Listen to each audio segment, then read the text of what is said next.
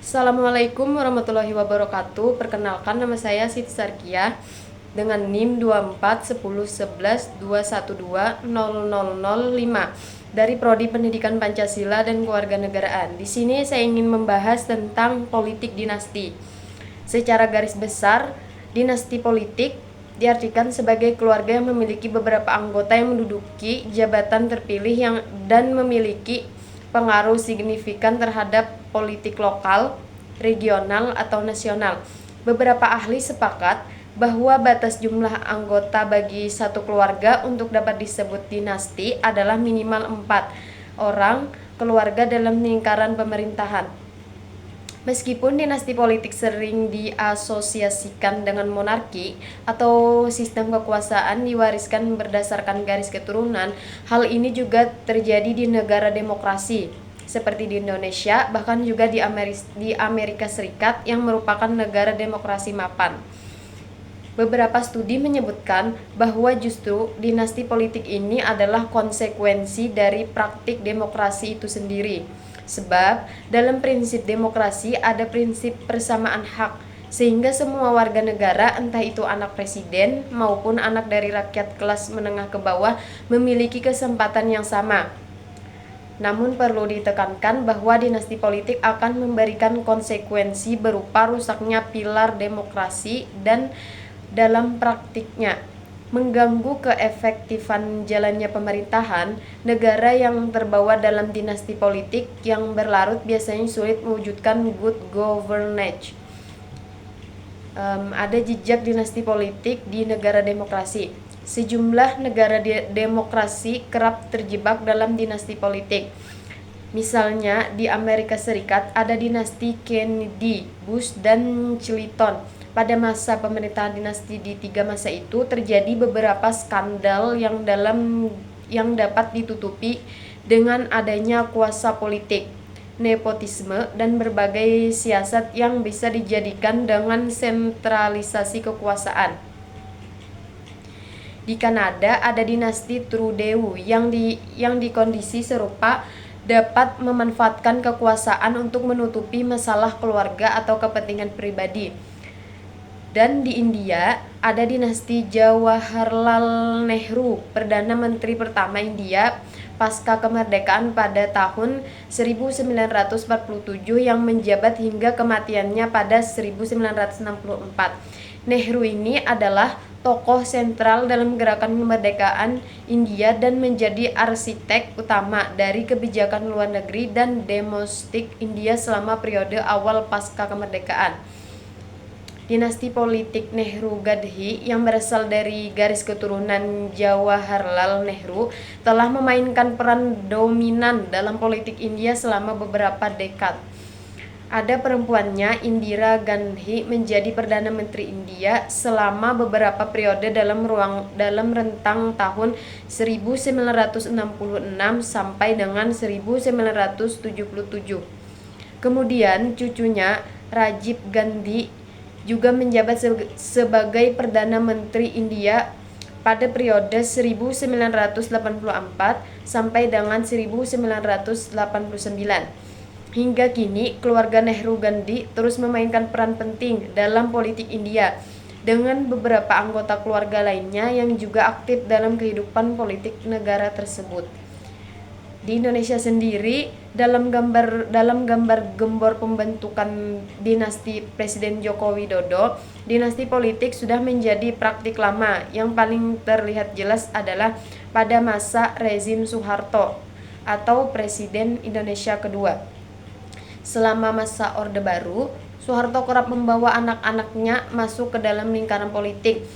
Siti Hardianti Rukmana misalnya menjabat sebagai anggota MPR Republik Indonesia dari fraksi Partai Golkar dari periode 1992 sampai 1998 dan menjadi Menteri Sosial tahun 1998. Secara umum, dinasti politik didasarkan pada hubungan darah secara langsung dalam keluarga atau consanguinity dan hubungan perkawinan atau marriage.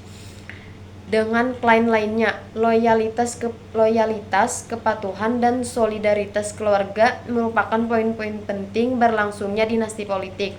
Dengan hal itu, kekuasaan dan sejumlah kepentingan yang telah dan sementara dijadikan masih dapat terjaga atau terkendali.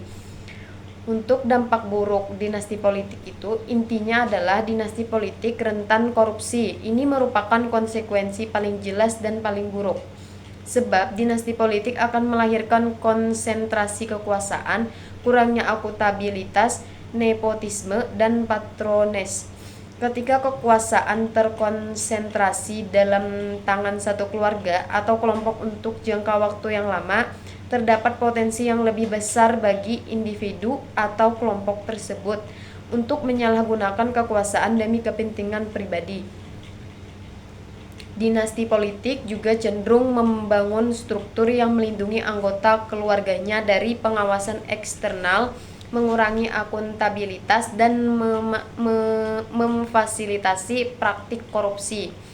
Hal ini akan meningkatkan praktik nepotisme dan patrones dalam lingkaran politik tersebut. Misalnya, seorang pemimpin politik akan menetapkan keluarganya dalam posisi pemerintahan penting atau berpengaruh tanpa peduli apakah keluarga tersebut memiliki pengalaman atau kualifikasi yang layak. Di satu sisi, mereka telah memiliki akses khusus dalam pendanaan sehingga membuat langkah mereka menjadi lebih mudah. Ada juga dikatakan di dalam jurnal The Irony of Indonesian Democracy, The Rise of Dynastic Politics in the Post-Soeharto Era. Di sana terdapat temuan empiris bahwa jumlah dinasti politik di Indonesia meningkat lebih dari 3 kali lipat antara 2010 dan 2018, atau hanya dalam satu siklus pemilu.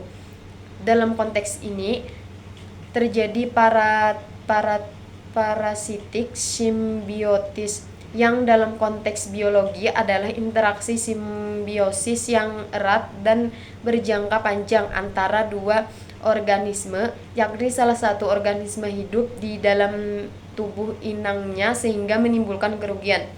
Dalam konteks politik, hal ini menjelaskan bagaimana pelaku dinasti melakukan apa yang disebut institutional drift, yaitu mengatur sedemikian rupa aturan atau regulasi di institusi. Ini berarti mereka mampu memengaruhi dan mengubah cara kerja institusi demokrasi untuk mendukung keberlangsungan dinasti politik mereka. Contoh praktiknya bisa dilihat dari bagaimana institusi peradilan, Mahkamah Konstitusi memengaruhi dan mengubah aturan perundang-undangan untuk membuka jalan bagi figur tertentu untuk bisa maju di kontestasi pemilihan presiden atau Pilpres tahun 2024. Hal ini bisa terjadi akibat adanya ruang dan kuasa yang bisa digunakan oleh pihak dinasti politik. Pada masa dinasti politik Soeharto, ciri khas dalam pemerintahannya adalah maraknya korupsi dan nepotisme. Keluarga dan kerabat dekat Soeharto mendapatkan keistimewaan dalam bisnis dan politik yang mengakibatkan akumulasi kekayaan yang signifikan bagi keluarga Soeharto dan kroninya. Selain itu, selama masa pemerintahannya, Soeharto membatasi kebebasan pers dengan ketat. Banyak media yang kritis terhadap pemerintahan ditutup atau ditekan, dan banyak jurnalis menghadapi ancaman bahkan penangkapan. Soeharto juga mempertahankan kekuasaannya melalui pemilihan yang ia kendalikan dan manipulasi politik.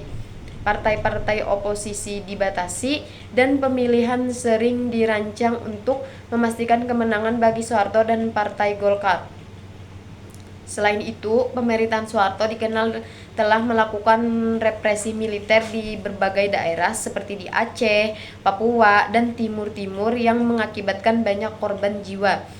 Lebih lanjut, politik dinasti membuat orang memiliki kompetensi layak semakin jauh dan sebaliknya. Mereka yang tidak berkompeten tapi memiliki keluarga yang mudah dapat menjadi bagian pemerintah. Pada akhirnya, sulit untuk mewujudkan pemerintahan yang baik dan bersih atau Glenn and God governance.